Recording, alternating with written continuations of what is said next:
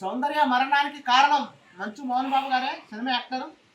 మరి శంషాబాద్లో ఉన్న 6 ఎకరాలు జిల్లుమిల్లు గెస్ట్ హౌస్ అక్రమంగా అనుమతిస్తున్నారు.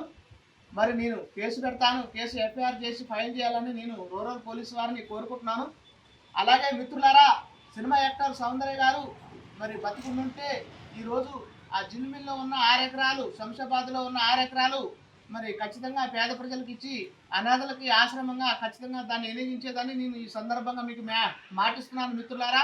మరి నేను ఖచ్చితంగా కేసు పెడతాను. ఆ విషయంలో మరి పోలీసు వారి సహాయ సహకారాలు కావాలని కోరుకుంటున్నాను. అలాగే నేను దీక్ష చేస్తున్నాను మిత్రులారా. తెలంగాణ రాష్ట్రంలో మరి ఖచ్చితంగా ఈ దీక్షలో భాగంగా తెలంగాణ రాష్ట్ర మహిళలకు 2500 వెంటనే అమలు చేయాలి. ఇంకా మేనిఫెస్టో పెడుతున్న చూడండి మిత్రులారా. అలాగే మరి ఈ జిల్లుమిల్లులో ఉన్న 6 ఎకరాలు మరి ఖచ్చితంగా అది పేదలకే చెందాలని, పేద పిల్లలకు మరి అనాథ ఆశ్రమానికి వాళ్ళు ఖచ్చితంగా వినియోగించాలని నేను కోరుకుంటున్నాను. తెలంగాణ రాష్ట్రంలో మన సౌందర్య మరణానికి కారకులు ఎవరైనా సరే ఈ చట్టం వదిలిపెట్టదు. చట్టానికి ఎవరు చుట్టాలు కారని నేను ఈ సందర్భంగా మనవి చేస్తున్నాను మిత్రులారా. సౌందర్య గారి మరణం మనందరికీ చాలా బాధాకర విషయం.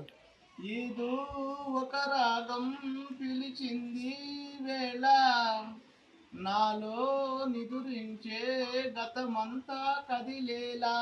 రాయలసీమ రామన్న చౌదరి గారి సినిమా యాక్టర్ మంచు మోహన్ బాబు గారు మాటలు ఒకసారి మీరు వినండి.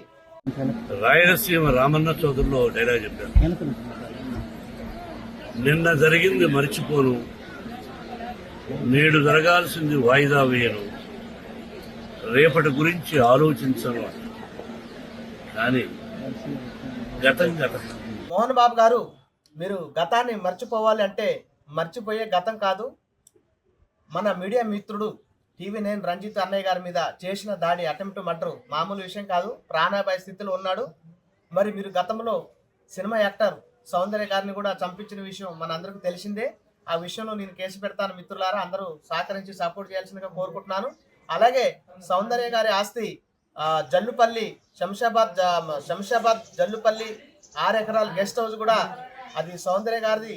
ఖచ్చితంగా మోహన్ బాబు గారు జనాలకి, పేద ప్రజలకి, మరి అనాథ పిల్లలకి, అనాథ ఆశ్రమానికి, గవర్నమెంట్కి స్వాధీనం చేయాలని నేను ఖచ్చితంగా ఈ సందర్భంగా నేను డిమాండ్ చేస్తున్నాను మిత్రులారా. మీరందరూ గమనించాల్సిందిగా నా విన్నపం. మరి నేను నా దీక్ష ఈ రోజు 400వ రోజు దీక్ష చేస్తున్నాను. నిరాహార దీక్ష మా ఇంటి దగ్గరనే మహాత్మా గాంధీ గారి వేషధారణతో. మరి ఈ దీక్షలో భాగంగా తెలంగాణ రాష్ట్రంలో ఉన్న మహిళలకు వెంటనే 2500 వెంటనే మహాలక్ష్మి పథకం అమలు చేయాలని, అలాగే మరి మలిదశ ఉద్యమకారులు తెలంగాణలో వాళ్ళకు కూడా ఎమ్మటే హామీలు ఏదైతే ఉన్నాయో అవి ఎమ్మటే నెరవేర్చి, ఇంకా నా మేనిఫెస్టో చూడండి మిత్రులారా. నా ఈ దీక్ష తెలంగాణ రాష్ట్ర గవర్నమెంట్ మీద మరి ప్రజలకు ఎమ్మటే హామీలు నెరవేర్చిన వెంటనే అవి ఎమ్మటే నెరవేర్చాలని నేను కోరుకుంటున్నాను. అన్నం తినట్లేదు మిత్రులారా, ఓన్లీ ఆకలి తింటూ ఈ దీక్షని కొనసాగిస్తున్నాను. నా ప్రాణం ఉన్నంత వరకు కూడా ఈ దీక్షని ఆపేది లేదు మిత్రులారా. ఎవరు సహకరించకపోయినా పేద ప్రజలకు న్యాయం జరగడం కోసం నేను అంతఃకరణ శుద్ధితో ఈ దీక్ష చేస్తానని నేను ఈ సందర్భంగా మాటిస్తున్నాను. జై హింద్. రాష్ట్రంలో శాంతియుతంగా ఈ దీక్ష చేపట్టాలి మిత్రులారా. మరి మహిళలకు వెంటనే 2500 ఇవ్వాలి. అలాగే ఉద్యమ తెలంగాణలో కూడా మలిదశ తొలిదశ ఉద్యమకారులు కూడా వెంటనే వాళ్ళు ఏదైతే హామీ ఇచ్చారో వెంటనే నెరవేర్చాలో నేను ఈ దీక్షలో భాగంగా ఓల్డ్ ఆకలి తింటున్నాను మిత్రులారా.